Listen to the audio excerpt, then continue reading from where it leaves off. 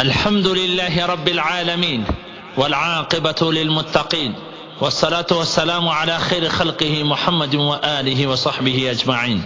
أما بعد، فأعوذ بالله من الشيطان الرجيم. بسم الله الرحمن الرحيم. قال الله تبارك وتعالى: هن لباس لكم وأنتم لباس لهن. صدق الله العلي العظيم. د تعلیم الاسلام ادارې مینوالو د الله څخه امید دی چې تاسې به ټول ښه روغ جوړ په صحت او عافیت سره یاست او د صحت جامې به مې پر تن باندې وي.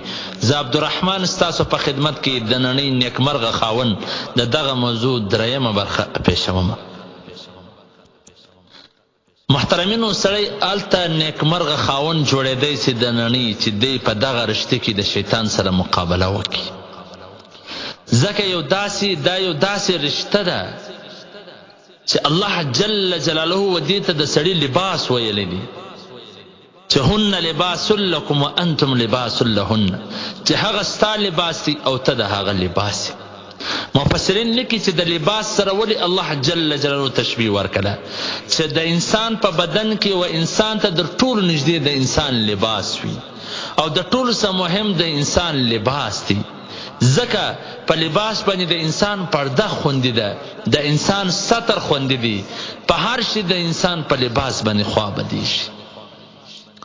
نو د شیطان دا کوشش دی چې دغه رشته ور خرابه کړي، ځکه په دې کې شیطان ته ډېرې ګټې ملاویږي، په دې کې خاندانونه سره ورانیږي، په دې کې د قومو په مابینځ کې دشمنیان راځي، په دې کې دنیا او آخرت خرابېږي، په دې کې د ګناو باندې خلک راځي. ځکه که چیرې دغه لباس وي، دغه کوروالا وي، نو شیطان ته دومره موقع نه ملاویږي چې دی په ګناه کې مشغوله کړي. لیکن کله چې دا رشتې په مابینځ کې ګیف راسي، فاصلې راسي، درار راسي، سره لرې سي، نو بیا و شیطان ته موقع فراهم سي، ورته ملاو سي چې دی په ګناه باندې اخته کړي.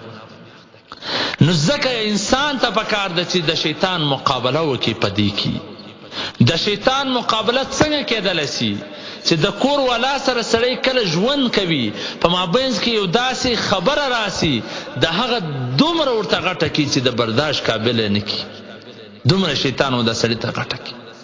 حالانکې پکار دا ده چې انسان د داسې شیطان مقابله په نرمي سره وکړي، چې نرمي وکړي شیطان به چغې سي او د دغه کور والا سره به ژوند په خیر وي. زموږ نارینه موږ دا کوشش کوو چې زموږ سره د په هره خبره کې نرمي ښځه کوي. حالانکې که انسان د انصاف په تقاضا سره وګوري چې نارینه ګرځېدلی دي، نارینه د خلکو سره ملاو سوی دي، تعلقات یې د خلکو سره ډیر وي، اخلاق یې د خلکو سره ډیر وي، او هغه بشارو کې ډیر ګرځېدلی وي، تربیت یې په ښه انداز کې سوی وي، تعلیم یې حاصله کړی وي، په هر لحاظ سره د زنانه بالا دي، په عقل کې هم بالا دي، په قوت کې هم بالا دي، په برداشت کې هم بالا دي. زنانه خو په کور کې بنده ناسته وي، نه دا په ښارونو کې ګرځېدلې ده، نه دې خلک لیدلی دي، نه د خلکو تربیت لیدلی دي. نو آیا په کار خدا ده د ښه سلوک چې سړی ورسره وکړي، په هر لحاظ سره دی بالا دی. نو که چیرې یو داسې خبره راسي، په کار دا ده چې داسې جواب ورکړي. الله جل جلاله فرمایي: ادفع بالتي هي احسن فاذا الذي بينك وبينه عداوه كانه ولي حميم. یعنی چې ته د خپلې بدۍ دفاع په داسې طریقه سره وکړه چې هغه احسن وي، ښه طریقه وي، غوره طریقه وي، د هغه نتیجه به دا وي چې په مابینځ کې دښمني وي، هغه به هم ستا دوست جوړ سي. چې په ښه انداز، په ښه نرمي، په ښه سلوک سره دښمن دوست جوړېدلی سي، نو ته د خپل دوست ته ولې دوست نه سي جوړولی؟ که چیرې ته نرمي ورسره وکړې، ته د ښه سلوک ورسره وکړې، ښه ژوند ورسره وکړې، نو دا ستا رشته به مضبوطه وي، دا په مابینځ کې د شیطان ته به موقع نه ملاویږي، درار به نه راځي، ګیف به نه راځي، فاصله به نه راځي. او نبی اکرم صلی الله علیه و آله وسلم فرمایي چې تاسو نرمي کوي، ځکه الله جل جلاله ته نرمي خوښه ده، الله هم نرمي کوي او نرمي خوښوي. موږ څومره د الله نافرمانی کوو، څومره ګناهونه کوو، څومره ګناوي، دومره نافرمانی، دومره ګناهونه که سړی د خپل پلار دومره خلاف ورزي د خپل پلار سره وکړي، هغه به د کوره په لپسې واخلي. لکه څومره نافرمانی او خلاف ورزي چې موږ د الله د احکامو کوو. الله زموږ سره دومره نرمي کوي، په سترګو یې نه کړانده، په غوږو یې نه کړانه، په پښو یې نه کشل، په لاسو یې نه کشل. نو الله جل جلاله نرمي خوښوي. او حضرت قیس بن ابي حازم رحمت الله علیه فرمایي چې کم سړی نرمي اختیار کړي نو دغه نرمي به دته د قیامت په ورځ ګټه ورسي، ګټه به ورسي. ځکه که انسان په دنیا کې درگذر کوي، معافي ورته کوي، نو دغه نرمي به دته په قیامت کې بیا ګټه ورسي. په یو کتاب کې ما ولیدل یو ځای هغه لیکلی و چې د سړي کور والا داسې جرم کړی و چې شریعت د ایله کېدو اجازت ورکړی و، لیکن ده معاف کړه چې کمزوره ده، عاجزه ده. نو الله جل جلاله چې دی کله مړ شو د مغفرت یې وکړي چې تا زما یې کمزوره بنده معاف کړه، نو ځات ته مې معاف کړه. نو که چیرې سړی د کور والا سره ضد کوي، ژر نه راضي کېږي، بهترینه خاوند هغه دی چې ژر راضي سي. چې ژر راضي کېږي دا به د کور والا زړه وګټي. داسې نه چې دی په زړه کې بغض او ضد ساتي، دښمني ورسره شروع کړي، په کلو کلو ځین خوا دي. په نرمي کې برکت دی، په سختۍ کې نحوست دی. نرمي چې دا د جنت لاره ورسړي ته برابروي. نرمي د ایمان کمال او د اسلام او مندګۍ دلیل دی. نرمي د الله جل جلاله او د خلکو سره محبت حاصلوي.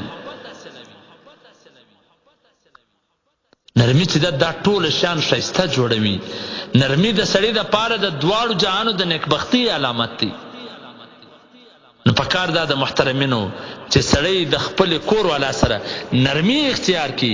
یو داسې کچېرې د هغه خبره ستا د طبیعت خلاف وي، ځکه یو ورځ د حضرت عمر فاروق رضی الله تعالی عنه سره د هغه د کور والا اواز یې څه زیات شو ورسره، حالانکه عمر فاروق رضی الله تعالی عنه هغه روب دبدبې والا شخصیت و چې شیطان به هم د هغه لار پرېښوله چې په کومه لار به حضرت عمر رضی الله عنه روان و. ورځ د کور اواز د لږ د هغې اواز سره په زوره سو. بهرني چا ورته ویل چې ته دې ته دومره صبر برداشت کې؟ هغه ورته ویل چې د دې څه ماته ډېرې فایدې او ګټې رسېدلې دي. دا زما کالي پرې وي، دا زما ته خدمتونه کوي، دا ماته ډوډۍ را پخوي، دا ماته سالن را پخوي، دا زما د اولاد پالنه کوي، دومره ګټې را رسولې دي. نو زه دا یوه خبره نه سم برداشت کولی، د هغه سره نرمي نه سم کولی. نو محترمینو اته به د نننۍ نیکمرغه خاوند سړی جوړیږي چې د شیطان مقابله وکړي په دغه کې چې کوم ځای کې د سختۍ خبره وي، د غصې خبره وي، برداشت کړي، په هغه ځای کې نرم وکړي، نرمي وکړي. ځکه که یو سړی د خپل کور والا سره ضد کوي، ظلم باندې کوي، الله جل جلاله په دنیا کې په مهلک عذاب کې گرفتار کوي. په دنیا کې حکیم الامت علامه محمد اشرف علی تنویر رحمه الله لیکلی چې په دنیا کې الله جل جلاله هلاکونکي عذاب ورکړي، او په قیامت کې به الله جل جلاله د ټولو خلکو مخ ته رسوا کړي. نو په کار دا د محترمینو چې خپله دغه رشته مضبوطه وساتو، و شیطان د په دې کې ځای نه کور. شیطان چغه کو ویشړو، کوم ځای کې د سختي وي هغه ځای کې نرمي وکړو، درگذر وکړو.